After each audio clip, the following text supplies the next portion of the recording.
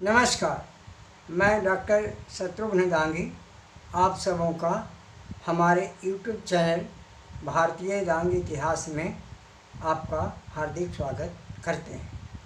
तो आइए अब हम अपने वीडियो को आरंभ करते हैं।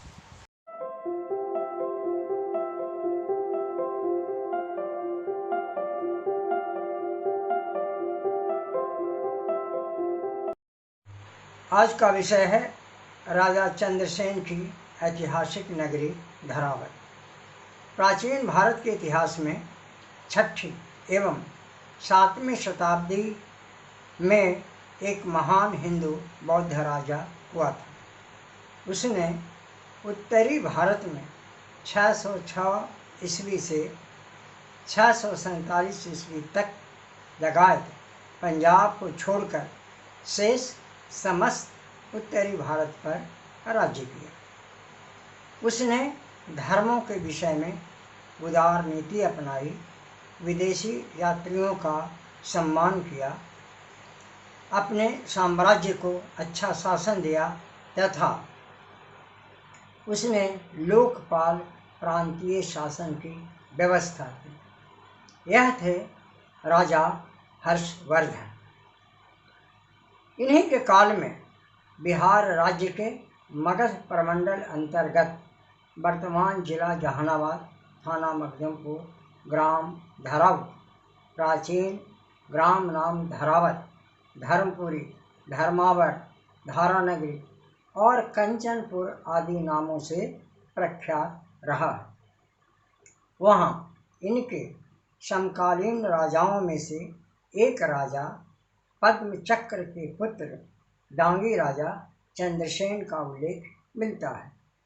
महाप्रतापी राजा चंद्रसेन ने हर्षवर्धन की नीतियों का अनुसरण करते हुए कृषि प्रधान अपना देश और राज्य होने के नाते उन्होंने किसानों की समृद्धि के लिए अभूतपूर्व कार्य किया। उसने कुएं, तालाब, पैंट, नाले आदि की सुदृढ़ व्यवस्था की। प्राप्त अभिलेखों के अनुसार प्रजा की भलाई के लिए उसने पशु, पक्षी और किसानों के हित में 9 पोखर यानी तालाब खुदवाए थे। उनमें से एक अभी भी चंद्र पोखर नामक झील सा बड़ा तालाब 49 एकड़ 1 डिसमिल में अभी विद्यमान है। इसकी लंबाई करीब 2000 फुट और चौड़ाई 800 फुट है, जो इसकी सत्यता को उजागर करते हैं। प्रसिद्ध चीनी यात्री ह्वेनसांग ने अपने यात्रा वृत्तांत में धरावत का बड़ा सुंदर और व्यापक चित्रण किया है। ह्वेनसांग ने उस काल में यहाँ स्थित एक विशाल बौद्ध मठ अर्थात महाविहार गुणमती नाम का था, जिसने उसे देखा था। उसके भग्नावशेष आज भी वहाँ बिखरे पड़े मिलते हैं। इस ऐतिहासिक एवं पुरातात्विक प्रसिद्ध स्थल का परिदर्शन प्रसिद्ध इतिहासकार, दार्शनिक एवं विद्वान मेजर टिटो ने भी 1845 ईस्वी में किया था। बाद में पुराविद कनिंघम ने तो इस स्थल को 1862 ईस्वी तथा 1880 ईस्वी में 2 बार यहाँ की यात्रा की और यहाँ की समृद्धि एवं महत्व को विस्तार से प्रकाश डाला। इसके बाद 1872 ईस्वी में पुराविद वेगलर और 1900 ईस्वी में डॉक्टर ग्रियर्सन ने भी इसका सर्वेक्षण किया और यहाँ की ऐतिहासिकता के बारे में वर्णन किया है। 1954 में इस स्थल का निरीक्षण डॉक्टर हरि किशोर जी ने भी किया था तथा इसकी ऐतिहासिकता को परखा था। इस ऐतिहासिक स्थल से सटे दक्षिण वानावर पहाड़ी श्रृंखला है। जहाँ रत्नी और कुनवा नाम की पहाड़ियाँ हैं। इसी के पास कुछ ही दूरी पर गुणमती नामक बौद्ध महाविहार के अवशेष पड़े बिखरे हैं।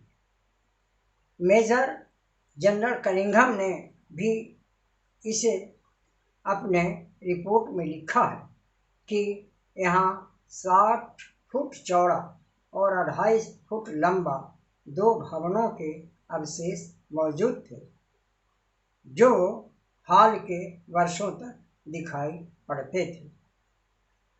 गुणमती नालंदा विश्वविद्यालय के प्रख्यात अध्यापकों में से एक थे।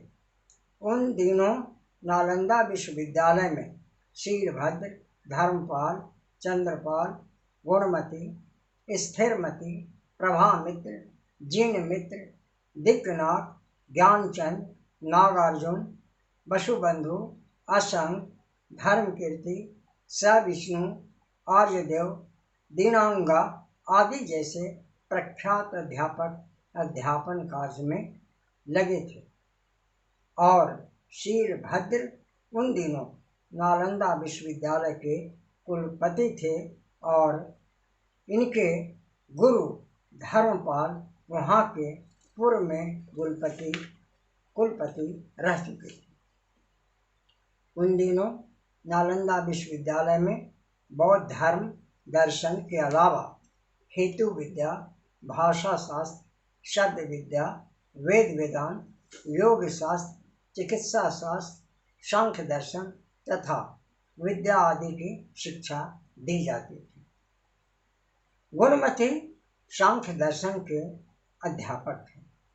बाद में गुजरात स्थित सौराष्ट्र क्षेत्र में भावनगर के पास एक प्राचीन नगर मैत्रक राजवंश द्वारा स्थापित वल्लभीपुर जो उनकी राजधानी थी, जहां उन्होंने वल्लभी विश्वविद्यालय की स्थापना की। इसी विश्वविद्यालय में गुणमती कुलपति बने और ये बौद्ध अनुयायी थे।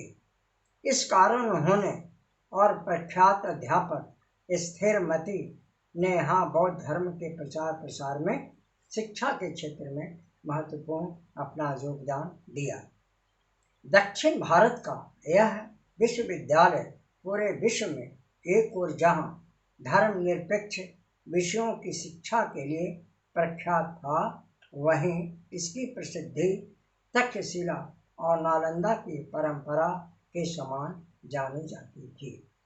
धर्मावर यानी धरावत धर्मपुरी की प्रसिद्धि जानकर ही दक्षिण भारत का यह बौद्ध विद्वान गुणमती यहाँ आया था, जिसे घमंड में चूर यहाँ का माधव नामक राज का ब्राह्मण उसे नगर में प्रवेश करने से रोका था और उसे चुनौती दी थी कि यदि वह उससे शास्त्रार्थ करेगा तभी वह प्रवेश कर पाएगा, अन्यथा यदि वह राज के प्रवेश द्वार पर आ जाएगा तो उसे सिर मुंडन कर मात्र एक वस्त्र पहनाकर उसे वापस लौटा दिया जाएगा।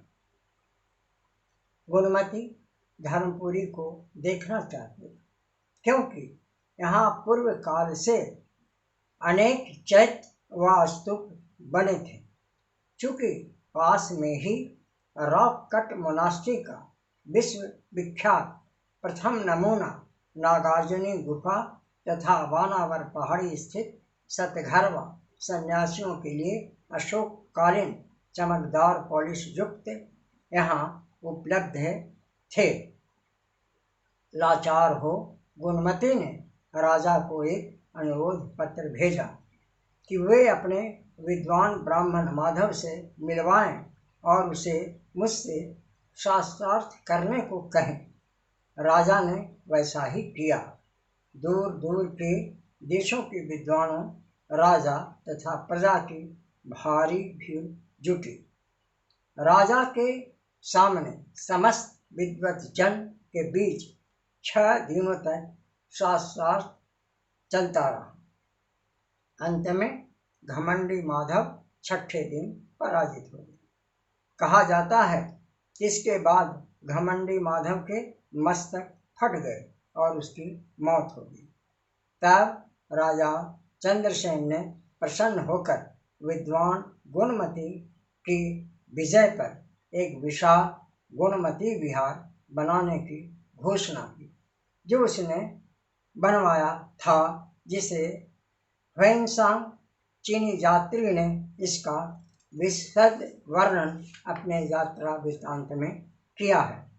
बाद में मेजर टीटो, कनिंघम आदि विद्वानों ने भी इसकी ऐतिहासिकता पर विस्तार से प्रकाश डाला है, किंतु दुर्भाग्य है इस देश व राज्य के पुरातत्व विभाग की, जो आज तक इस ऐतिहासिक एवं अति महत्वपूर्ण पुरातात्विक स्थल को अनदेखी कर रखे।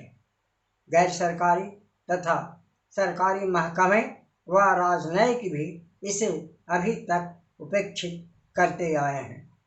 अब स्थानीय धरातल विकास मंच इस ओर अग्रसर होकर सक्रिय भूमिका निभा रही है और सरकार का ध्यान इस ओर आकृष्ट कर इसे सुरक्षित, संरक्षित एवं संवर्धित करने के लिए प्रतिबद्ध है।